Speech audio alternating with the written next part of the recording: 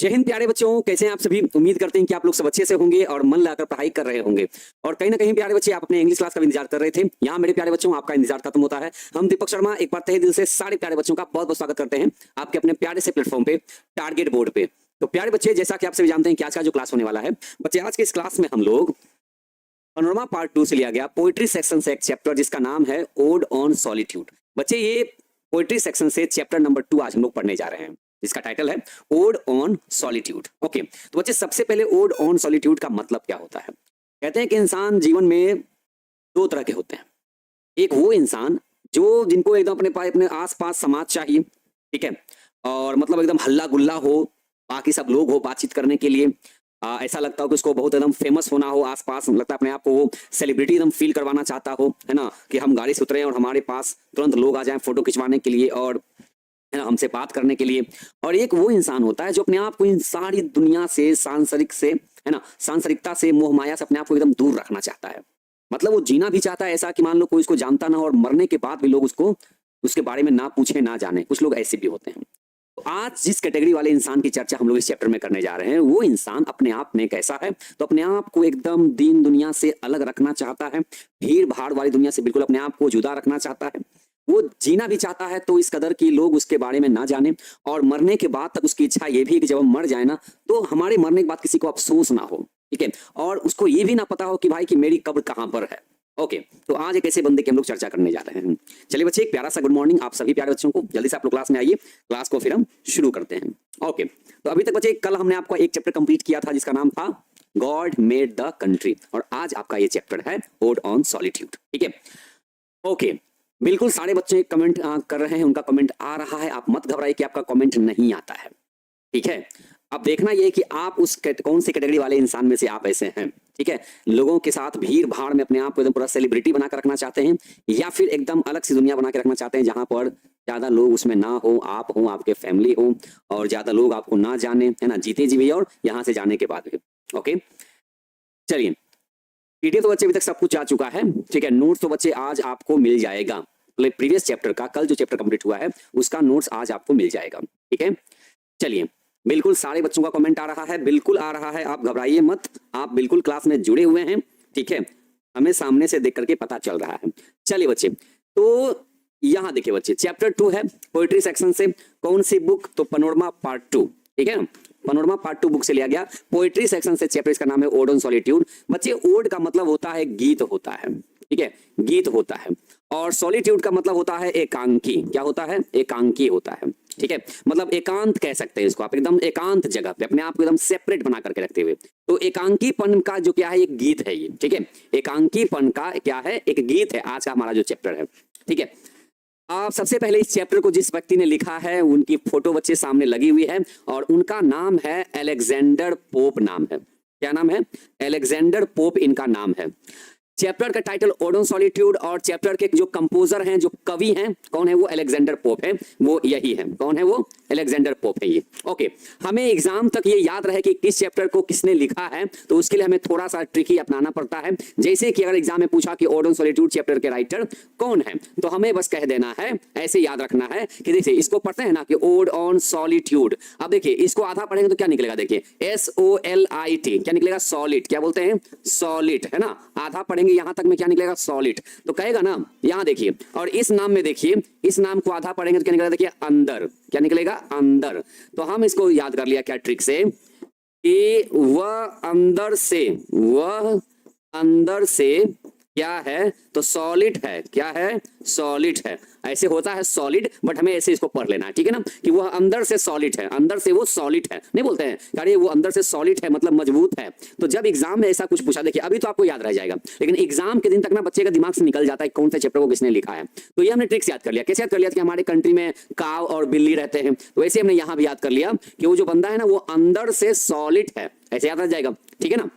अब देखिए, about author, मतलब ऑथर के बारे में, ऑथर का मतलब होता है लेखक। तो अब हम लेखक के बारे में जानते हैं। तो इस चैप्टर के लेखक कौन है? Alexander pope. हमने ट्रिक से याद कर लिया। इनका जन्म कब हुआ था? इनका DOB कितना है, डेट ऑफ बर्थ कब का है? तो 21 मई 1688, ठीक है। 1688 कहां पर जन्म लिया इन्होंने? तो लंदन में। और लंदन कहां पड़ता है? ब्रिटेन में। ब्रिटेन कहां पड़ता है? तो घूम फिर के बात आएगी कहां? इंग्लैंड के। इसका मतलब अलेक्जेंडर पोप भी ना एक ब्रिटिश पोएट कहलाएंगे। कैसे? ब्रिटिश पोएट कहलाएंगे। हमारे जो चैप्टर 1 के जो कवि थे ना विलियम कॉपर, वो भी एक ब्रिटिश पोएट ही थे, वो भी इंग्लैंड से ही बिलोंग करते थे। ठीक है।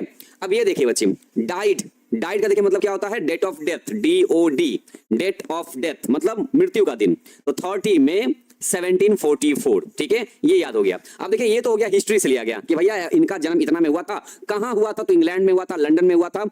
जिस हिसाब से कहलाएंगे ये एक ब्रिटिश पोएट कहलाएंगे। ओके, ये तो हो गया हिस्ट्री। अब इनके बारे में कुछ पर्सनल डिटेल्स हैं। क्या है? कुछ पर्सनल डिटेल्स हैं इनके बारे में। कुछ व्यक्तिगत हम लोग बातें जानते हैं कि राइटर के बारे में कुछ और ऐसी बातें हैं जो जानना जरूरी है। ओके, यहां देखिए बच्चे, अब यहां कहा गया ही। यहां ही बोलने का मतलब कौन? Alexander Pope, AP। हम शॉर्ट में कहेंगे AP कहेंगे। ठीक है, अलेक्जेंडर पोप। तो Alexander Pope was one of the greatest satirist. ये समझिएगा। देखिए कहते हैं कि 18वीं सदी, कौन सी सदी? 18वीं सदी में जितने भी महान जो सैटिरिस्ट रहे थे। सैटिरिस्ट का मतलब होता है व्यंग्यकार, जो हंसी मजाक वाली कहानियां लिखते हों, व्यंग्यकार। ठीक है ना, जो हंसी मजाक वाली कहानियां लिखने वाले जितने भी महान राइटर थे, कौन सी सदी में? तो 18वीं सदी में। तो उनमें से जितने भी महान व्यंग्यकार, हंसी मजाक वाली कहानियां लिखने वाले जितने भी महान लेखक थे, उनमें से एक नाम किनका आता है? एक नाम अपने अलेक्जेंडर पोप साहब का भी आता है। ठीक है, आगे कहते हैं he was also a critic. मतलब क्या कि सैटिरिस्ट तो ये थे ही, अलेक्जेंडर पोप एक व्यंग्यकार तो थे ही, साथ ही साथ ये एक क्रिटिक भी थे। मतलब क्या होता है क्रिटिक का? तो इसका मतलब होता है आलोचक। आलोचक मतलब वो होता है जो किसी टॉपिक पर कोई मुद्दा चल रहा हो, है ना, समाज में, तो उस पर अपना कमेंट रखता हो, अपना कमेंट देता हो, अपना ओपिनियन देता हो, अपना विचार रखता हो। तो वैसे मतलब इस पॉइंट में क्या गलत है, क्या सही है, वैसे इंसान को क्रिटिक कहते हैं। ठीक है, तो इसका हिंदी होता है आलोचक। ठीक है ना, तो ये सैटिरिस्ट के साथ साथ ये क्रिटिक भी थे। ऐसे ही इज रिमेंबर्ड, मतलब AP को, अलेक्जेंडर पोप को याद किया जाता है ना, रिमेंबर्ड याद किया जाता है ना, मुख्य रूप से। चीफली का मतलब होता है मुख्य रूप से। मुख्य रूप से क्या? तो एज अ सैटिरिस्ट। मेनली इनको एक व्यंग्यकार के तौर पे ही याद किया जाता है, लेकिन साथ ही साथ ये क्रिटिक थे, इस बात को भी नहीं भूलना है। ठीक है ना, चलिए इतनी बात यहां पर पता चल चुकी है। ठीक है ना, है ना।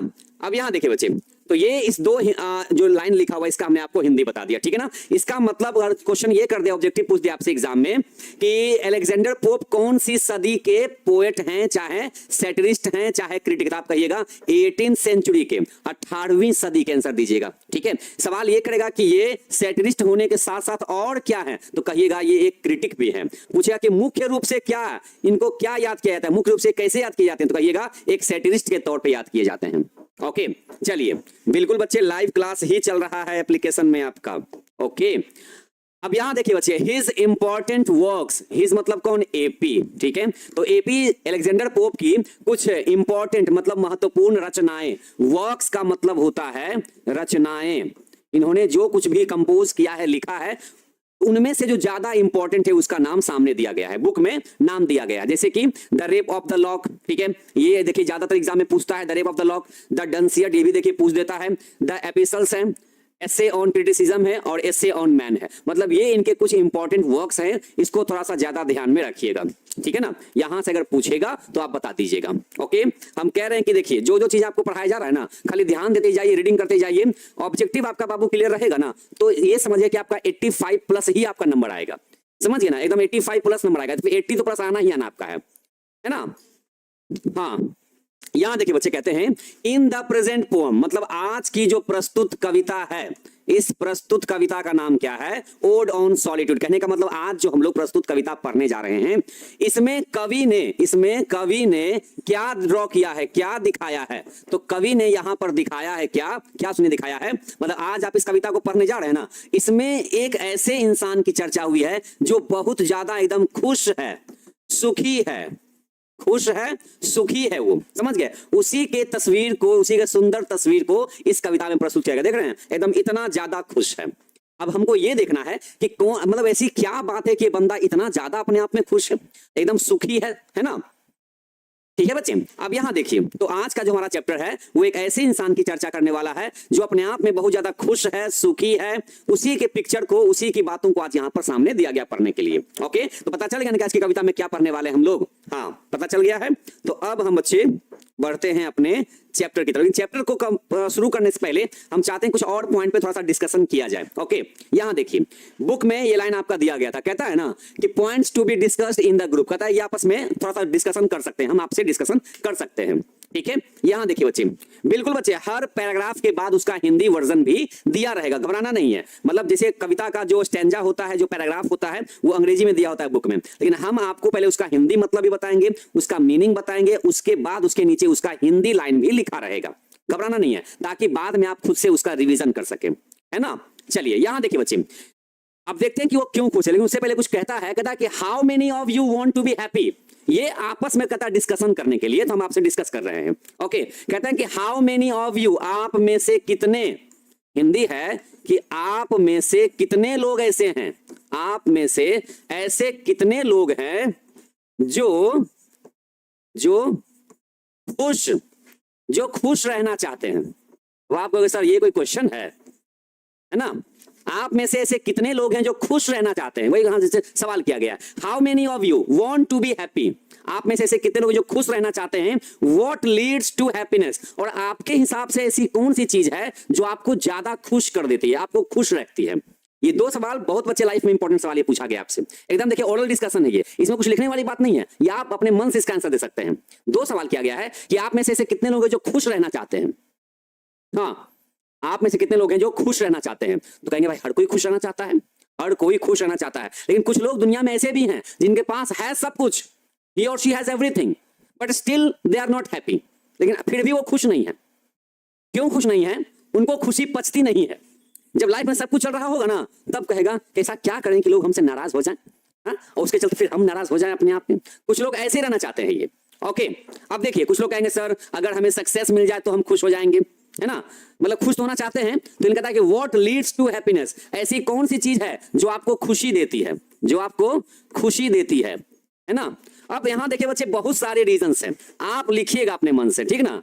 ये देखिए अपना अपना बताइएगा आप, ठीक है, कि हमको अगर जैसे अगर मोबाइल मेरा डिस्चार्ज हो गया है, कहीं निकलना अगर हो, मोबाइल चार्ज में लगा 1 घंटा पहले, अगर 50% भी अगर चार्ज हो गया तो भैया हम खुश हो जाते हैं, मजा आ जाता है कि चलो कम से कम 50% चार्ज लेके जा रहे हैं। कुछ लोग होता है नहीं 50% होगा, अरे 100% में तो कितना अच्छा लगता है। मतलब जो है उससे वो खुश होना नहीं चाहते हैं, समझे। पास में अच्छा खासा फोन है ना, 20,000 का फोन है, तो नहीं आईफोन होता तो कितना अच्छा लगता, उसके चलते नाराज है। ये क्या है ये, हाँ, है ना। तो बच्चे याद रखिएगा कि खुशी क्या है। छोटी छोटी चीजें आपको खुशी दे सकती है, खाली आपका मिजाज खुश होना चाहिए, समझिए ना। जरूरी नहीं कि इंसान सक्सेस पे, टॉप पे पहुंचेगा तभी उसको खुशी होगी, नहीं, स्ट्रगल के दौरान भी आपको छोटी छोटी खुशियां मिल सकती हैं। जब आपका संघर्ष चल रहा होता है ना, उस टाइम भी आपको खुशियां मिल सकती हैं, बशर्ते कि हैप्पीनेस क्या है, जस्ट अ मेंटल सेटअप है, समझ गए। गरीब भी खुश रह सकता है और अमीर अपने महल में भी दुखी रह सकता है। ये खुश होना, खुशी रहना अपने पास में, ये बस एक मेंटल सेटअप है। हम चाह लेंगे तो खुश हो जाएंगे, नहीं चाहेंगे तो क्या करेंगे, एकदम रोंदू सा शकल लेके बैठे रहेंगे, है ना। हाँ, कोई किसी से बात करके खुश हो जाता है ना। तो आप मम्मी से बात कर लोगे दिन भर में, किसी एक टाइम में आप खुश हो जाओगे, है ना। किसी दोस्त के साथ खेलने चले गए तो मन में गजब सा खुशी हो जाता है। तो खुशियां लीड करने के लिए बहुत सारी चीज है, बहुत सारी चीज है। ओके, हाँ, और एक चीज क्या है, कंटेंटमेंट, मतलब संतुष्टि। हाँ, इसके बारे में बहुत अच्छा चीज है कि संतोषम परम सुखम कहा ही गया है। तो कंटेंटमेंट जिसके पास है, जिसके पास संतुष्टि रहेगा ना, कि जो मेरे पास है सब खास है, तो बंदा हमेशा सुखी रहेगा और खुशी रहेगा। लेकिन जो कहा कि जो मेरे पास है सब बकवास है, तो बंदा कभी खुश नहीं रह सकता लाइफ में। तो कंटेंटमेंट ये होना जरूरी है। ओके, तो बच्चे ये हो गया, देखिए हैप्पीनेस के लिए आपसे क्वेश्चन किया गया है, बड़ा अच्छा क्वेश्चन किया गया। दूसरा क्वेश्चन ये किया गया, what makes our life happy, ऐसी कौन सी चीज है जो हमारे जीवन को, है ना, हैप्पी बनाती है। 2 ऑप्शन है, पहला ऑप्शन है ढेर सारा पैसा, दूसरा ऑप्शन है कंटेंटमेंट। मतलब एक तो आपका हो गया धन, पैसा, दूसरा आपका हो गया संतुष्टि। दोनों में कौन ऐसा है, दोनों में कौन, ऑप्शन दे दिया गया, मनी और कंटेंटमेंट, या दोनों, या दोनों। तो हम तो कहेंगे कि पैसा जो मनी है वो जीवन के जरूरतों को पूरा करने का चीज है। वो चाहे कितना भी कमा लिए, कभी आप संतुष्ट नहीं रह पाइएगा। लेकिन अगर आप थोड़ा पैसा भी कमा करके संतुष्ट हैं, अगर आपके पास कंटेंटमेंट है, संतुष्टि है, तो आप चाहे तो कुछ पैसे में भी अपने जीवन को अच्छा बना सकते हैं, सुखी बना सकते हैं आप, है ना? ऐसा है। तो लगभग भाई आंसर यही आएगा कि बहुत सारे लोग तो ढेर सारा पैसा कमा के बिना संतुष्टि उनके पास नहीं है, भागते रहते हैं कमाने के पीछे, भागते रहते हैं भागते भागते अंत में इतनी दूर भाग जाते हैं कि वहां से वापस लौट के भी नहीं आ सकते हैं। ऐसा भी होता है। ओके, तो लाइफ में पैसा कमाइए, उसमें कोई लिमिट नहीं है, मतलब इसका कोई लिमिट थोड़ी है। आज 5,000 महीने कमाइए, कल मन करेगा 6,000 कमाने का, 6,000 कमाएगा तो मन करेगा 10,000 कमाने का, 10,000 मन करेगा तो मन करेगा 1 लाख कमाने का महीना, 1 लाख कमाए मन में फिर आया कि भाई 1 लाख ही कमा रहे हैं, महीना 5 लाख क्यों नहीं कमा रहे हैं, ऐसा भी आता जाएगा। तो जिस बंदे ने अपने ऊपर कंटेंटमेंट ला दिया, संतुष्टि ला दिया, वो बंदा हमेशा सुखी रहेगा और खुश रहेगा। ओके, ठीक है ना? लेकिन सिर्फ पैसे से खुशी नहीं मिल सकती है जीवन में, उसके लिए संतुष्टि होना जरूरी है, कंटेंटमेंट। ओके, तीसरा बच्चे देखिए पॉइंट किया गया, तीसरा डिस्कशन ये है कि have you ever visited a remote village? आपसे बच्चे सवाल किया गया है, कह रहा है हैव यू एवर विजिटेड, क्या आप कभी घूमने गए हैं? हैव यू एवर विजिटेड, क्या आप कभी ऐसी जगह घूमने गए हैं? कैसी जगह? A remote village. रिमोट का मतलब हो गया एकदम दूर दराज, दूर दराज गांव में, शहर से काफी दूर हो, शहर से काफी अंदर में वो गांव हो, एकदम समझिए कि देहात साइड में। क्या कभी आप ऐसी जगह घूमने गए हैं जो कि एकदम सुसज्जित हो, एकदम सजा हुआ हो, एकदम सजा हुआ हो गांव? कैसे? विद नेचुरल ब्यूटी, मतलब एकदम प्राकृतिक सुंदरता के साथ।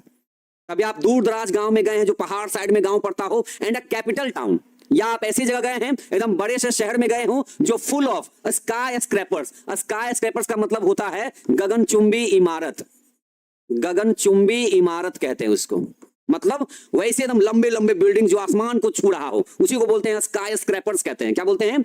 Full of sky scrapers. शहर जाइएगा कभी ऐसा खाली बिल्डिंग दिखाई देगा, तो इतना लंबा लंबा बिल्डिंग लगता है आसमान को चूम रहा हो, वैसा, है ना? तो which one would you like and why? तो आप दोनों जगह गए हैं, एक दूर दराज गांव में जहां पर एकदम शहर से काफी अंदर में पड़ता हो, काफी अंदर गांव में, देहात साइड में, और जो कि एकदम नेचुरल ब्यूटी से भरा पड़ा हो, पहाड़ हो, झरना हो, पेड़ पौधे हो, नदियां हो, एकदम कलकल छलछल बहती हुई, है ना, जानवर दिखते हो।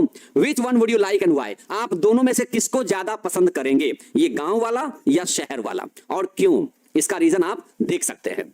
ओके, ठीक है, यहां देखिए बच्चे, तो देखिए अब इसमें से आंसर किसका आएगा?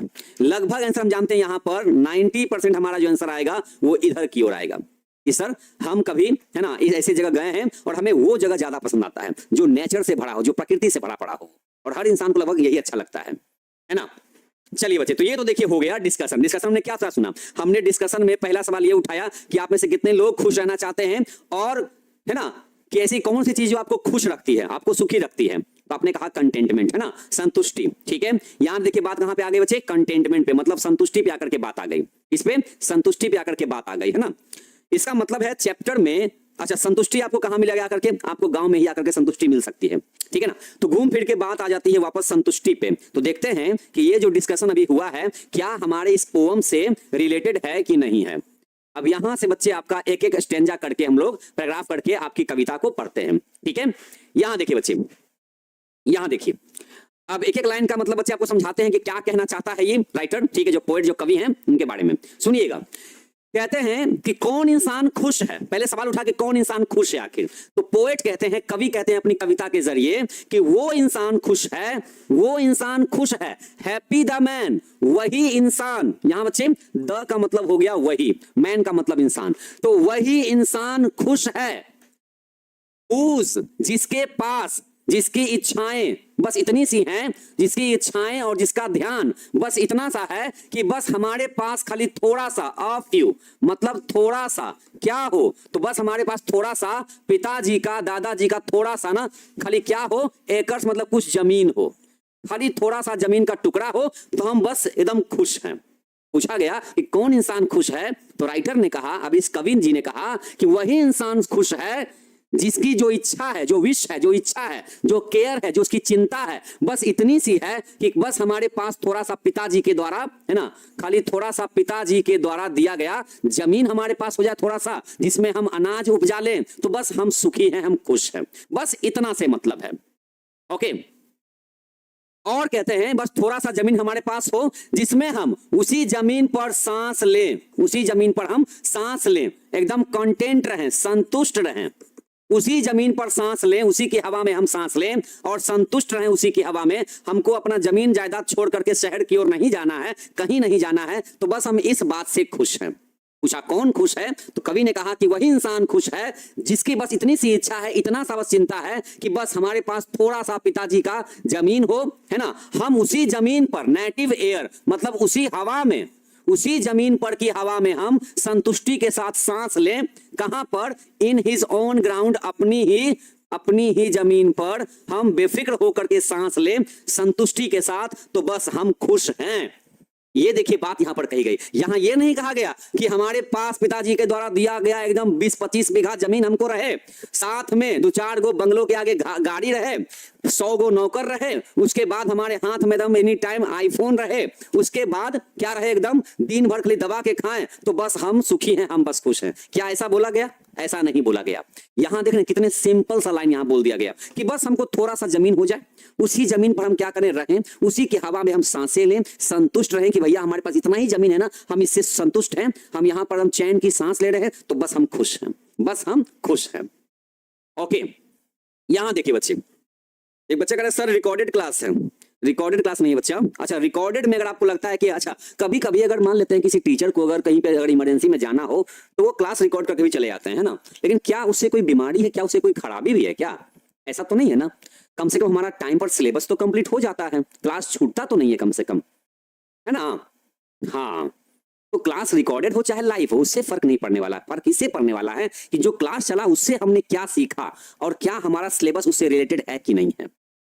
ठीक है, बिल्कुल बच्चे लाइव क्लास है, बिल्कुल लाइव क्लास ही चल रहा है ये, नहीं तो हम कैसे जवाब दे रहे हैं कि भैया लाइव चल रहा है नहीं चल रहा है हमको। अच्छा, हमको कैसे पता चला कि आप कमेंट कर रहे हैं कि सर लाइव क्लास नहीं है, मतलब लाइव क्लास है ना। चलिए बहुत बढ़िया। हाँ, यहां देखना बच्चे, कुछ भी आपको खरीदने की जरूरत नहीं है, आपको नोट्स वगैरह कुछ भी मत खरीदिए आप। इंग्लिश के लिए आप इतना टेंशन क्यों ले रहे हैं? हम है ना, तो इतना टेंशन आप क्यों ले रहे हैं? ठीक है, चलिए आगे बढ़े बच्चे। तो यहां देखिए, अपने ही देख रहे हैं खेत खलिहान में, देख रहे हैं मुंह पे एकदम ताव दे रहा है कि संतुष्ट है, अनाज उपजा रहा है, खुश है ना, एकदम गांव में रह रहा है, अपने जमीन पर रह रहा है, एकदम खुश है। ठीक है बच्चे, अब इस लाइन का देखिए बच्चे, यहां पर आपको हिंदी वर्जन भी साथ में दे दिया गया है कि वही आदमी सुखी है जिसकी इच्छा और चिंता अपनी कुछ एकड़ पैतृक जमीन, पैतृक मतलब पिताजी के द्वारा दिया गया, ठीक है, जमीन तक सीमित है, उससे बाद कुछ सोचना नहीं चाहता है, वो अपनी जन्मभूमि की हवा में सांस लेता हुआ संतुष्ट है, तो अपनी जमीन पर वो क्या है, वो खुश है। इसके बारे में कहा गया। ओके, आगे बच्चे दूसरा स्टेंजा कहता है, स्टेंजा नंबर 2 कहता है, दूसरा जो छंद है इस कविता का जो स्टेंजा है वो क्या कहता है, सुनिएगा। देखिए यहां देखिए बच्चे, आपके सामने देखिए पिक्चर भी डाल दिया गया है, या सुनिएगा। कहते हैं हुज हर्ट्स विद मिल्क, ठीक है, मतलब जो बंदा अपने जमीन पर ही खुश है, वहीं की हवा में सांसें ले रहा है, और जिसके पास, हुज मतलब जिसके पास क्या है ना, जिसके पास कुछ जानवर हैं। यहां हर्ट्स, हर्ट्स बोलने का मतलब कैटल, यहां बच्चे हर्ट्स बोलते हैं किसको, जानवर के झुंड को, है ना, जानवरों का झुंड होता है जिसको बोलते हैं हर्ट्स बोलते हैं। इसी हर्ट्स को आप चाहे तो बोल सकते हैं कैटल, क्या बोल सकते हैं, कैटल बोल सकते हैं, उसको जानवर का झुंड कहते हैं अंग्रेजी में, हिंदी में। यहां कहते हैं कि वो बंदा जो अपनी जमीन पर अपनी हवा में सांसें लेकर संतुष्ट है, तो वो सुखी है, खुश है, और जिसके पास कुछ जानवर के झुंड हैं और उस जानवर से उसको, है ना, पेट भरने के लिए दूध मिल जाता हो, और उसके पास और क्या है, तो जिसके पास कुछ खेत हैं, उसके पास कुछ खेत है, जिस खेत से उसको अनाज मिल जाता हो खाने के लिए, तो बंदा वो सुखी है, वो बंदा खुश है। ठीक है, क्या बोला गया कि बस ज्यादा उसको नहीं चाहिए, बस जानवर कुछ पाल रखे हैं, उसको दूध मिल जाता है, कुछ जमीन के टुकड़े हैं जिससे वो खेती करता है, तो उससे उसको दाना पानी रोटी मिल जाता है, मतलब अनाज मिल जाता है, तो वो सुखी है, उतना में अगर वो संतुष्ट है तो वो खुश है। ओके, और क्या, हुज फ्लॉक्स, जिसके पास क्या है, उसके पास कुछ फ्लॉक्स हैं। यहां बच्चे फ्लॉक्स बोलने का मतलब बोला गया है भेड़ हैं, क्या है, भेड़ हैं, भेड़ के झुंड को फ्लॉक कहा जाता है, ठीक है ना, तो उसके पास कुछ भेड़ के झुंड हैं जो उसे सप्लाई करता है, देता है, क्या देता है उसे, है ना, उसे अटायर देता है, अटायर को बोलते हैं क्लॉथ्स, मतलब कपड़े, क्या देता है उसको उसे कपड़े मिल जाते हैं। तो और जीवन में क्या चाहिए, तन ढकने के लिए कपड़ा मिल गया। इस कवि के अनुसार कहता है कि ये कहते हैं अलेक्जेंडर पोप साहब कि और किसी एक इंसान को क्या चाहिए, दूध मिल रहा है उसको जानवरों से, खेत से अनाज मिल जा रहा है उसको खाने के लिए, बदन पे कपड़े उसको मिल जा रहे हैं जानवरों से, तो इतना में तो अगर वो बंदा संतुष्ट है तो बंदा वो दुनिया का सबसे सुखी इंसान है। ठीक है, यहां देखिए बच्चे, आगे कहते हैं हुज, जिसके पास पेड़ हैं, जिसके पास पेड़ हैं घर के आसपास, जो उसको गर्मी के मौसम में, जो उसको गर्मी के मौसम में क्या प्रदान करते हैं, क्या देते हैं, तो छाया देते हैं, और जाड़े के मौसम में, जाड़े में क्या देते हैं, जलावन देते हैं उसको, मतलब गर्माहट देते हैं उसको, क्या देते हैं उसको, जलावन के रूप में उसको क्या देते हैं, गर्माहट देते हैं। तो गर्मी में उसको छाया मिल गया पेड़ के नीचे, ठंड के मौसम में उसी के लकड़ी के सूखे हुए टुकड़ों को जला करके गर्माहट ले लेता है, तो भाई आग मतलब ठंड से बच जाता है। तो और उसको क्या चाहिए, मतलब मौसम का भी मजा मिल रहा है उसको, और मौसम से वो बच भी जा रहा है वो। तो अगर इतना में वो कंटेंट है, if he has contentment, it means he is the happiest person of this world, वो इस दुनिया का सबसे सुखी इंसान है वो। ओके, तो बच्चे ये देखिए, है ना, उसके पास क्या है, देखिए उसको जानवर से दूध मिल गया, खेत से देखिए उसको अनाज मिल गया, रोटी मिल गया, जानवरों से उसको देखिए भेड़ से उसको कपड़ा मिल गया, है ना, गर्मी के मौसम में देखिए छाया मिल गया, है ना, ठंड के मौसम में देखिए उसको गर्माहट मिल गई। अगर इतना में वो संतुष्ट है तो दुनिया का सबसे सुखी इंसान है वो। ओके, चलिए तो बच्चे आगे बढ़ते हैं। ये हो गया आपका 2 स्टैंजा, 2 आपका छंद हो गया, 2 आपका पैराग्राफ हो गया। आगे बढ़ते हैं बच्चे, चलिए कुछ ज्यादा टफ नहीं है ना। देखिए क्या बोला गया, इसका हिंदी, जिसके पशु दूध देते हो, जिसकी जमीन रोटी गेहूं देती हो, जिसके भेड़े उसे वस्त्र ऊनी कपड़े देते हो, जिसके पेट गर्मी में छां देते हो, जाड़े में आग के लिए लकड़ी देते हो, तो वो दुनिया का सबसे सुखी इंसान है, अगर वो कंटेंट है तो। ठीक है सर, कुछ भी समझ में नहीं आ रहा है। अब ये बताइए, हम उर्दू में पढ़ा रहे हैं, हम फारसी में बोल रहे हैं कि हम चाइनीज बोल रहे हैं, हैं? हम क्या बोल रहे हैं, एकदम सिंपल सी भाषा में आपको बता रहे हैं कि देखो सुखी इंसान वो है जो कहता है कि मेरे पास पिताजी के द्वारा दिया गया थोड़ा सा जमीन है तो हम सुखी हैं, क्योंकि हम संतुष्ट हैं। हम अपने ही जानवर से हमको दूध मिल जाता है ना, हमको अपने खेत से अनाज मिल जाता है, भेड़ों से हमको कपड़ा मिल जाता है ना, पेड़ से हमको गर्मी में छाया मिल जाता है, गर्मी ठंड के मौसम में हमको जलावन जलाते हैं तो उससे हमको गर्माहट मिल जाती है। तो हम इतना में अगर संतुष्ट हैं तो हम सुखी हैं, हम खुश हैं। अब इसमें क्या समझिएगा बताइए हमको, हाँ अब बताइए क्या समझिएगा, है ना। तो अगर इसी बात को अगर चाइनीज में बोलते तो भले समझ में नहीं आता, लेकिन हम ही चाइनीज तो हम ही को नहीं आता है ना। हाँ चलिए आगे बढ़ते हैं बच्चे। अब यहां देखिएगा, अगला देखिए स्टैंजा, स्टैंजा नंबर 3 क्या कहता है, स्टैंजा नंबर 3 क्या कहता है, तीसरा पैराग्राफ।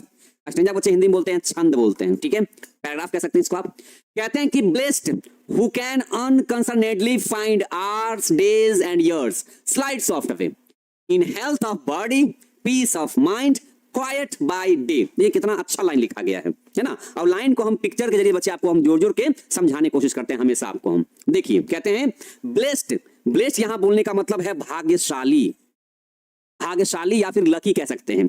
मतलब वो इंसान भाग्यशाली है जो जिसके पास इन संसार की चिंता नहीं है, इस संसार की चिंता ही उसको नहीं है, वही इंसान भाग्यशाली है आज के डेट में। अब एक इंसान जो दिन भर इधर उधर कमा रहा है, 8 घंटा 10 घंटा 12 घंटा ड्यूटी किए जा रहा है, किसके लिए, अपने परिवार को चलाने के लिए, है ना, अपनी जरूरतें पूरा करने के लिए, अपने फैमिली की जरूरतों को पूरा करने के लिए। और एक तरफ देखिएगा आप इंसान, कुछ ऐसे इंसान देखिएगा जिनको जो एक सांसारिक मोह माया से बिल्कुल अपने आप को अलग करके रख लिया है, जैसे कि बाबा लोग देखिए हो गए, साधु संत हो गए, ये सब क्या है, इन सब चीजों से अपने आप को एकदम अलग कर लिए हैं। उनको जो दिन भर में मिल गया उसी से वो संतुष्ट होकर के दुनिया को वो जी रहे हैं वो, है ना। ऐसे तो कहते हैं आज में वो इंसान भाग्यशाली है जिसके पास संसार की चिंता नहीं है। अब जिसके पास चिंता नाम की चीज ही नहीं है ना, कहते हैं कि जिस इंसान के पास में चिंता ज्यादा आ जाता है ना, जो इंसान चिंता ज्यादा करता है ना, उनके बारे में कहा गया है कि चिंता से चतुराई घटे। जिसके पास चिंता आ गया उसका चतुराई घट जाएगा। मतलब चतुराई बोलने का मतलब दिमाग, बुद्धि, सोच सब खत्म हो जाता है ज्यादा चिंता करने से। तो कहता है कि चिंता से चतुराई घटे और दुख से घटे शरीर। चिंता कीजिएगा दिमाग में चतुराई घट जाएगी। उसका अगर दुख से घटे शरीर, दुख आएगा तो उसे शरीर आपका घट जाएगा, एकदम पतला दुबला हो जाइएगा, है ना। पाप से लक्ष्मी घटे कह गए दास कबीर। और जब आप पाप करने पे उतर जाते हैं तो इससे क्या होगा, आपके लक्ष्मी का हानि हो जाता है, हानि हो जाता है, समझ गए। तो कहते हैं कि चिंता और चिता, जो बहुत ज्यादा इंसान चिंता करता है ना, लास्ट में वो चिता पर चला जाता है। चिता समझते हैं ना, फायर, समझे ना, चिता मतलब इंसान मर जाता है। ज्यादा चिंता कीजिएगा चिता पर चल जाइएगा, समझ गए। तो इसलिए ज्यादा चिंता मत कीजिए, क्योंकि चिंता कीजिएगा चिता पे चल जाइएगा और चिता पे लोग क्या कर लेटा देगा, जला उला देगा, तो ऊपर में जाकर के क्या कीजिएगा, चिंता ता चिता चिता चिंता ता ऐसे करते रह जाइएगा।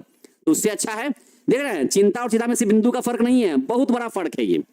ओके, यहां बच्चे समझिए, तो वही इंसान भाग्यशाली है जो जिसको संसार की चिंता नहीं है। ये चिंता नहीं है मतलब क्या कि हमारे पास बहुत बड़ा प्लाज्मा टीवी नहीं है, हमारे पास बहुत बड़ा एलईडी टीवी नहीं है, हमारे पास हाथ में आईफोन नहीं है, हमारे पास बुलेट नहीं है, हमारे पास 4 चक्का नहीं है घर के बाहर। जिसके पास ये सब चिंता ज्यादा नहीं है वो इंसान देखिए बहुत सुखी है, बहुत खुश है वो इंसान अपने आप में, समझ गए। नहीं तो कहता है ना कि चिंता ऐसी डाकिनी काट कलेजा खाए और वैद्य बेचारा क्या करे कब तक दवा लगाए। तो चिंता एक डाकिनी है, एक डायन है जो धीरे धीरे आपके अंदर के कलेजे को काट खाए जाती है, और अगर आप अंदर से टूट गए हैं तो बेचारा वैद्य जी कब तक दवा लगाते रहेंगे, दवा असर करेगा। यहां तो आप चिंता में डूबे हुए, तो दवा कौन सा असर करेगा। इंसान जब चिंता में होता है तो कोई दवा काम नहीं करता है। दवा तभी इंसान के ऊपर काम करती है जब वो अंदर से जीने की इच्छा रखता है, तो दवा भी सेट होता है। लेकिन जो अंदर से टूट गया है, चिंता फिक्र में अपने आप को बर्बाद कर लिया है, तो दवा कौन से काम करेगा, कोई दवा काम नहीं करेगा आपका, समझ गए। तो इसीलिए कहते हैं चिंता ऐसी डाकनी काट कलेजा खाए और वैद्य बेचारा क्या करे कब तक दवा लगाए। तो आज से सोच लीजिए, ये रखिए कि जो कुछ हमारे पास है सब खासम खास है। हमेशा ये सोचिए, घर में गाड़ी नहीं है चलेगा, आगे जाकर के देखा जाएगा, समझ गए। जरूरत और जरूरी, जरूरत और जरूरी, जिस दिन आपने इन दोनों वर्ड को पढ़ना शुरू कर दिया, जब भी कोई चीज सामने आए जिसे लगता है कि भैया हमको लगता है गाड़ी लेना है, तो जरा देखिए जरूरत और जरूरी में जरूरी कौन है, क्योंकि जरूरतें आपकी खत्म नहीं कभी होंगी, वो मरते दम तक रहेगा आपकी जरूरतें। देखिए कि जरूरी हमारे लिए क्या है। अब सामने एग्जाम है तो स्कूल में कॉलेज में हमको फी जमा करना है, लेकिन मन कर रहा है कि नहीं पैसा होता था एक बार फोन ले लेते या कहीं घूमने चल जाते। तो जरूरत तो आपका बहुत सारा है, लेकिन जो सामने जरूरी है ना उसको देखिए। जब भी पैसा खर्च करने का मन करे देख लीजिए क्या ये जरूरी है, अभी क्या अभी जरूरी है, नहीं अभी तो जरूरी नहीं है, जरूरी नहीं है, जब होगा तो दे लेंगे, तो बस पैसा सेव हो गया। जब जब ऐसा मन करे ना कि भैया हमको पैसा लुटाने का मन कर रहा है, तो खाली देख लीजिए जरूरत तो है लेकिन क्या जरूरी है, नहीं। तो जरूरी नहीं है तो नहीं खर्च करना है, बस यही सेविंग्स करने का सबसे बड़ा मंत्र होता है, समझे।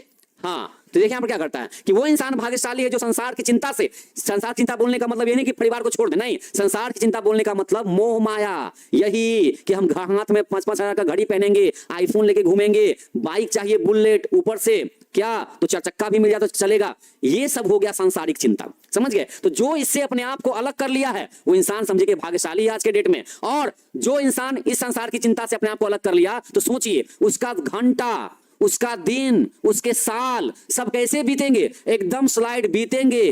कैसे बीतेंगे, एकदम सॉफ्ट कोमलता से बीतेंगे, क्योंकि जिस इंसान के पास अब चिंता ही नहीं रही, सांसारिक मोह माया की चिंता ही नहीं रही, तो इंसान का जीवन कैसे गुजरेगा, उसका दिन महीना साल सब एकदम कोमलता से गुजरेगा बिना टेंशन लिए, समझ गए। और जब इंसान चिंता करना बंद कर देगा ना, तो ये जो शरीर आप देख रहे हैं ना, इस बंदे ने, है ना, ये क्या है, अंकित बयानपुरिया जी का फोटो लगा हुआ है। क्या लगता है कोई चिंता करते होंगे, अगर ये चिंता करेंगे ना तो इनका जो शरीर है ना ये तुरंत घट जाएगा, तुरंत घट जाएगा। तो ये इंसान देखिए क्या है, in health of body, body में स्वास्थ्य अच्छा तभी रहता है आपका जब आपका दिमाग शांत रहेगा। तो देखिए पीस ऑफ माइंड, दिमाग शांत रहेगा कब, जब आपके पास चिंता नहीं रहेगी संसार की उतनी, है ना, कि हमको ये लेना है हमको वो लेना है। दिमाग शांत रहेगा तो बॉडी आपका जो स्वास्थ्य है वो अच्छा रहेगा। जब ये दोनों अच्छा रहेगा तो उस बंदे का दिन भर कैसा गुजरेगा, एकदम शांति के साथ, एकदम शांति के साथ, एकदम क्वाइटली गुजरेगा। क्वाइट का मतलब शांत होता है, ऐसे ही गुजरेगा, ठीक है। चलिए, तो बच्चे स्वास्थ्य भी अच्छा है, दिमाग में भी शांति है ना, कैसे, क्योंकि आप अपने आप को संतुष्ट मानते हैं तब, अदरवाइज नहीं, ठीक है ना। तो ये देखिए इस लाइन का कहने का मतलब हो गया। आगे देखिए बच्चे, कहते हैं वही सुखी भाग्यशाली जो सांसारिकता से चिंता मुक्त है, घंटे दिन और साल शांति से गुजारते हुए शरीर से स्वस्थ मन से शांत दिन भर निश्चिंत रहता हो, वही इंसान तो सुखी है, असल में वही इंसान सुखी है। ओके, आगे देखिए बच्चे, यहां देखिए स्टैंजा नंबर 4 क्या कहता है, कहता है साउंड स्लीप। और कौन इंसान सुखी है, तो कहते हैं कि जब इंसान का दिन बढ़िया से गुजर रहा है ना, तो रात भी बढ़िया से गुजरना चाहिए। तो देखिए उसके लिए क्या होगा, जो इंसान कड़ी मेहनत करेगा, थकेगा, बॉडी में थकान होगा, तो उसको नींद भी कैसे आएगी, देखिए एकदम बेफिक्र होकर, देख रहे हैं एकदम सोया पड़ा है, एकदम ऐसा सोइए लगता हो कि भैया एकदम कोई चिंता नहीं है। जब बेड पे जाइए तो दिन भर का सारा चिंता भूल जाइए, खाली बस ईश्वर से ये मनाइए कि ईश्वर, हे मेरे भगवान, हे प्रभु, कल सुबह हमको एक नया सुबह दे दीजिएगा, बस कल हम देख लेंगे फिर, समझ गए। तो रात में सोते वक्त कोई टेंशन नहीं, रात बनी है नींद लेने के लिए, नींद लीजिए, भरपूर नींद लीजिए, क्योंकि जो इंसान भरपूर नींद नहीं लेता है ना, समझ रहे ना, वो इंसान का अगला दिन बहुत बेकार जाता है। इसलिए रात बनी है सोने के लिए, सोइए। यहां देखिए साउंड स्लीप, कैसा स्लीप, कैसा नींद, एकदम साउंड गहरी नींद, कैसा एकदम अच्छी नींद को बोलते हैं साउंड स्लीप, अच्छी नींद, ठीक है ना। अच्छी नींद कैसे, कब, तो रात में, क्योंकि दिन बना है काम करने के लिए, दिन बना है मेहनत करने के लिए। स्टडी एंड ईज, और क्या बोलते हैं देखिए, स्टडी मतलब अध्ययन करेगा, क्या है, अध्ययन करना, है ना। और ईज एकदम शांति से, आराम से, ठीक है। टुगेदर मिक्स्ड, इन दोनों को जब मिलाएंगे हम तो इससे क्या बनेगा, इससे बनेगा स्वीट रिक्रिएशन। रिक्रिएशन का बोलने का मतलब होता है मनोरंजन। ओके, मतलब लोग ना इस चीज से काफी अपने आप को अलग कर लिए हैं। खेल कूद जीवन में बहुत जरूरी है, खेल कूद जीवन में बहुत जरूरी है। रोज 1 घंटा टाइम निकाल करके खेलने जाइए बाहर, बहुत जरूरी चीज है ये, तभी आपका मनोरंजन होगा। ये मोबाइल पर फ्री फायर खेलने से आपका मनोरंजन नहीं होगा, वो आप जबरदस्ती का मनोरंजन कर रहे हैं। असल में मनोरंजन क्या है, घर से बाहर निकलने में है, समझ गए ना। खेत खलिहान में खेलने में है, मैदान में खेलने में है। फिजिकली आप अपने आप को मनोरंजन करना है, उसके लिए घर से बाहर जाइए शाम में और खेलिए 1 घंटा।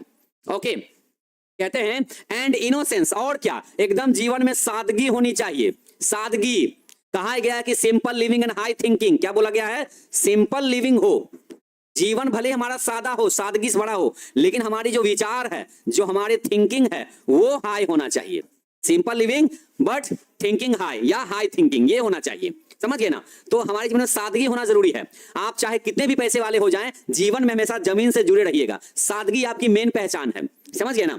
विच मोस्ट डज प्लीज, और यही सादगी जो आपको सबसे ज्यादा खुश रखती है।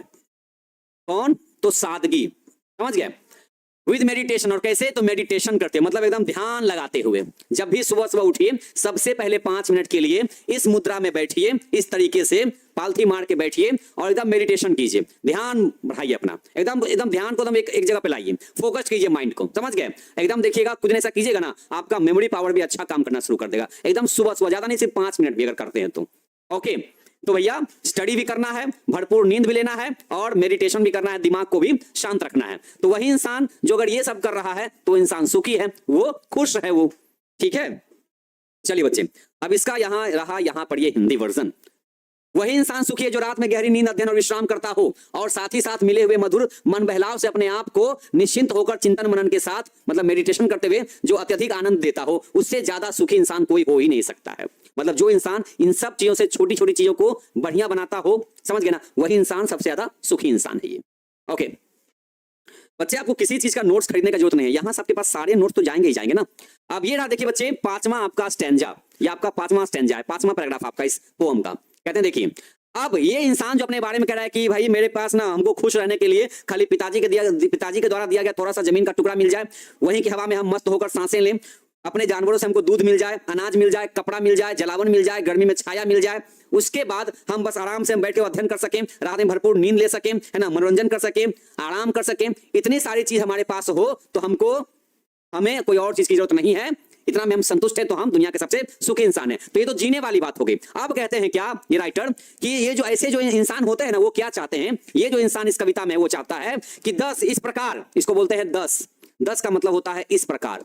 तो इस प्रकार आपने अभी तक जो भी कुछ बातें पढ़ी, 10 लेट मी लिव अनसीन, कहते हैं ना, ये जो इंसान है वो कहता है लेट मी लिव, मुझे जीने दो, लेट मी लिव, मुझे जीने दो, कैसे, तो अनसीन, ऐसे जीने दो कि मुझे कोई ना देखे, मुझे ऐसे जीने दो ताकि मुझे कोई भी ना देखे, अनसीन में रह जाऊं, मतलब मैं जीते जी कैसे रहूं, अनसीन रहूं, मतलब मुझे कोई ना देखे, मुझे कोई भी ना देखे, मैं वैसा जीना चाहता हूं, और एकदम अजनबी बनकर जीना चाहता हूं, अनजान बनकर जीना चाहता हूं, अननोन, कोई मुझे जानता तक ना हो, है ना, कोई मेरा नाम नहीं जानता हो, कोई मेरी शक्ल नहीं पहचानता हो, मैं ऐसे जीना चाहता हूं, अननोन और अनसीन।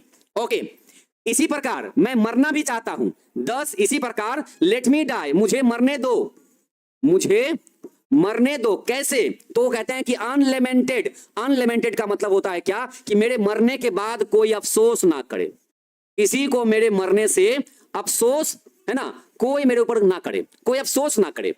तो 10 let me live unseen unknown, 10 unlamented let me die, कोई मुझे जाने नहीं, जब तक मैं जी रहा हूं ना, लोग मुझे जाने नहीं, मैं अजनबी बनकर रहूं, कोई मुझे देखने तक ना आए, और मरने के बाद भी कोई मेरे मौत पर किसी को अफसोस ना हो, कोई लेमेंट ना करे, कोई अफसोस ना करे।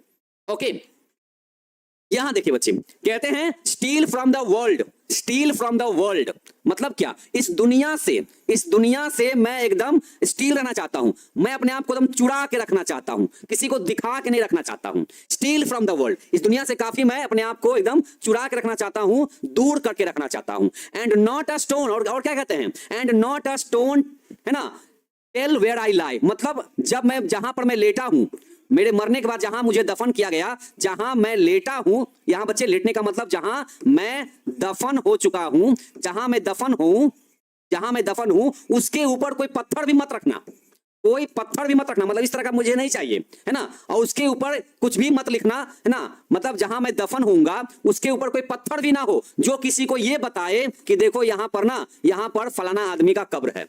ये राइटर जो अंदर में आदमी है वो कहना चाहता है कि जब तक मैं जीऊं एकदम अनजान बनकर, अजनबी बनकर, कोई मुझे देखे तक नहीं, और जब मैं मर भी जाऊं ना तो मैं, मेरे मरने पर कोई अफसोस ना करे, और जहां मुझे दफनाया जाए वहां पर कोई पत्थर भी ना रखा जाए, ठीक है, और कुछ लिखा हुआ ना उस पर जाए जो ये बता दे कि हाँ यहां फलाना आदमी था। ठीक है, अरे हम तो बहुत सुखी आदमी है भैया, हम बहुत सुखी आदमी हैं, हमारे पास, हमको जीवन में एक गोल मिला हुआ है कि बच्चों को कुछ अच्छा पढ़ा देना है, मतलब सिखा देना है कुछ ना कुछ, जितना हमारे पास नॉलेज है। तो और ऊपर से क्या है, इतना अच्छा हमको एक प्लेटफॉर्म मिला हुआ है, टारगेट बोर्ड, तो अपने आप को हम प्राउड टू बी टीबीएन कहते हैं, अपने आप को अभी हम टीबीएन मानते हैं और अपने आप को बहुत प्राउड फील करते हैं ऐसे टीम के साथ जुड़ करके। ऐसे हमारे पास डायरेक्टर्स हैं, ऐसे हमारे पास डायरेक्टर हैं प्रिंस सर, जिनका नेचर बहुत ज्यादा अच्छा है, बहुत ज्यादा अच्छा है। लोग उनके बारे में कुछ भी कहें, लेकिन पर्सनली हम जहां तक उनको जानते हैं इतने साल में भी, तो हमें बहुत अच्छे इंसान लगते हैं वो। तो अपने आप को हम सुखी मानते हैं कि हम ऐसे इतने अच्छे प्लेटफॉर्म के साथ, ऐसे इंसान के साथ हम जुड़ करके यहाँ पर बच्चों के बीच में हम हैं। और बच्चों के बीच में रहना अपने आप में एक सुखी संपन्न इंसान होता है। वो जिसका जीवन बच्चों के साथ जुड़ा हुआ हो, उसको लाइफ में तो भाई संतुष्टि है, अपने साथ उस बच्चे के साथ अपना वो बचपना जी रहा है वो, तो इससे अलाउट लाइफ में क्या चाहिए, है ना। ओके, तो बच्चे ये रहा देखिए इस इंसान का कहने का मतलब, ठीक है ना।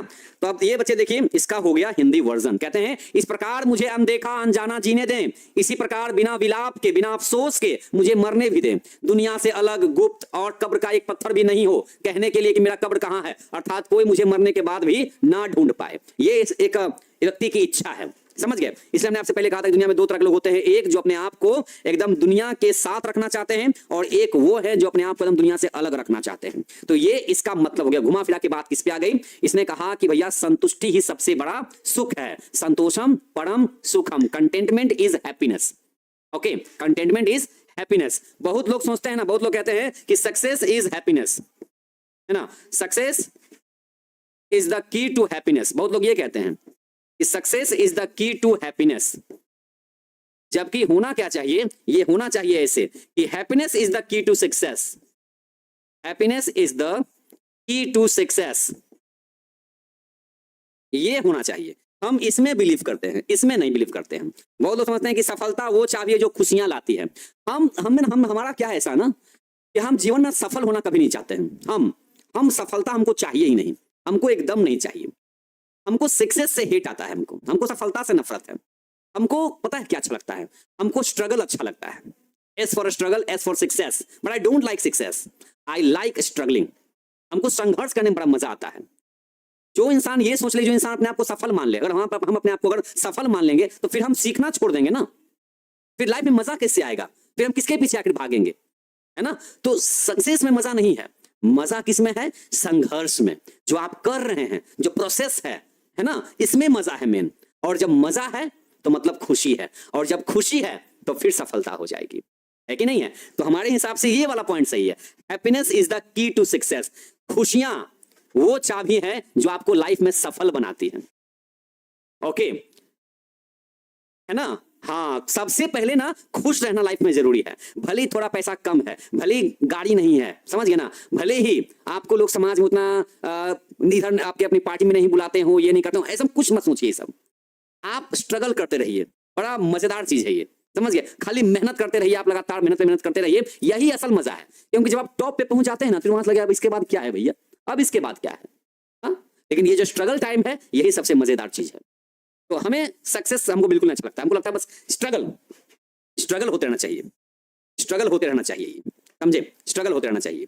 ये देखिए बच्चे, ग्लोसरी दिया गया है। ग्लोसरी मतलब होता है वो वर्ड्स जो आपके इस पोएम में दिया गया था। तो जो इंपॉर्टेंट था बच्चे यहाँ पर देखिए लिखा गया है। जैसे देखिए पैटर्नल है, पैटर्नल को दूसरी भाषा में कहते हैं इनहेरिटेड फ्रॉम फादर, मतलब पिता से मिली हुई, ठीक है ना।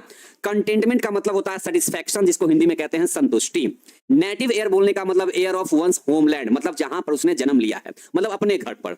हर्ड्स को बोलते हैं कैटल, हमने आपको बताया था, जिसका हिंदी मतलब होता है मवेशी या जानवरों का झुंड कहते हैं। अटायर का बोलने का मतलब होता है ड्रेस या क्लॉथिंग, जिसको बोलते हैं वस्त्र या कपड़ा। और रिक्रिएशन बोलने का मतलब होता है एंटरटेनमेंट, जिसका हिंदी मतलब होता है मनोरंजन। लाइफ में बहुत जरूरी चीज है ये, समझ गए ना। हाँ, तो जीवन में कंटेंटमेंट हमको बना के रखना है। लाइफ में चाहे कुछ भी हो जाए, जो भी हमारे पास है सब खासम खास है। जो चीज हमारे पास है वो कोई बकवास नहीं है। जो हमारे पास है ना, बहुतों को नसीब भी नहीं होता है। अभी ऐसा मन करे कि हमारे माँ बाप ने हमको कुछ नहीं दिया है, तो सुबह सुबह उठिए, सुबह सुबह उठिए, घर के बाहर एक बार घूम के देखिए, सुबह सुबह एकदम देखिएगा, आपसे कम एज के बच्चे लोग ये कंधा पर ना एक बड़ा सा बोरिया टोकरा लेकर के घूमते रहते हैं। क्या करते हैं? कचरा चुनते हैं, उसमें से प्लास्टिक चुनते रहते हैं, कुछ कार्टन वगैरह चुनते रहते हैं, है ना। किस लिए? 2 वक्त की रोटी के लिए। कुछ पैसा हो जाए, चुन कर चान के देंगे, जाएंगे कबाड़ी वाले पास, भंगार वाले के पास, कुछ पैसा देंगे, उससे अपना कुछ भूख वगैरह मिटाएंगे। तो जब भी आपको लगता हो ना लाइफ में कि भैया हमारे पास कुछ नहीं है, तो हमसे अपने से ना हमेशा नीचे वाले को देख लीजिए कि आपके पास कम से कम भाई पढ़ने के लिए बैग्स हैं, ऑनलाइन क्लास के लिए आपके पास फोन पेरेंट्स ने दे रखा है, 3 वक्त का खाना नाश्ता के साथ मिल जाता है, ऊपर से चाट चाउमीन फुचका मोमोज पता नहीं क्या क्या वो भी मिल जाता है ना। तो बहुतों का ना ये सपना रह जाता है, बहुत सारे बच्चों का, समझ गए ना। तो जो है आपके पास उसमें संतुष्ट रहिए और लाइफ में आगे बढ़ते रहिए एकदम खुश हो करके। खुश रहना लाइफ में बहुत ज्यादा जरूरी है, समझ गया। और खुशी बढ़ती जानी चाहिए हमेशा, है ना। हाँ, सफल होने के बाद तो आप खुश हो ही जाते हैं, लेकिन मेन क्या है? संघर्ष। इसमें ज्यादा मजा आता है, संघर्ष करने में, है ना। कहते हैं वो खाक मजा है जीने में, जब तक है ना आग न लगी हो सीने में। तो आग लगनी चाहिए, है ना, संघर्ष करते रहनी चाहिए, बस इतना ध्यान रखिएगा। तो बच्चे, आज के चैप्टर हमने क्या पढ़ लिया? आज के चैप्टर हमने राइटर डिटेल्स पढ़ा और चैप्टर का हमने मतलब जाना, और साथ में आपको हिंदी वर्जन भी साथ में दे दिया गया है। तो आप इस चैप्टर को क्लास खत्म होने के बाद में आज दिन भर में कोई भी टाइम कम से कम आप एक बार इसको रिवीजन जरूर से करेंगे, समझ गए ना। और रीडिंग करने से क्या होगा? कविता के लाइंस को दोबारा 3 बार 4 बार 5 बार पढ़िए। इससे क्या होगा? रीडिंग करने से आपके जो वर्ड्स होते हैं ना वो आपकी जुबान पर सेट हो जाते हैं, तो आपको ऑब्जेक्टिव क्वेश्चन में बहुत ज्यादा हेल्प कर देता है ये, ठीक है। चलिए बच्चे, आप लॉन्ग क्वेश्चन को याद मत कीजिए। हम कह रहे हैं आपसे लॉन्ग क्वेश्चन को आप याद मत कीजिए, आप सिंपली रीडिंग डालना हो तो डालिएगा, बाकी छोड़ दीजिएगा। बाकी आप शॉर्ट आंसर क्वेश्चन पे आप ध्यान दीजिए, शॉर्ट आंसर टाइप क्वेश्चन पे, बस इतना ही कीजिएगा, ठीक है। बाकी बच्चे मिलते हैं कल के क्लास में इस चैप्टर के क्वेश्चन आंसर के साथ में, सब्जेक्टिव और ऑब्जेक्टिव क्वेश्चन के मिलकर, ठीक है। तब तक के लिए आप हंसते रहिए, मुस्कुराते रहिए और संघर्ष अपना जारी रखिए, ठीक है बच्चे। तब तक के लिए जय हिंद।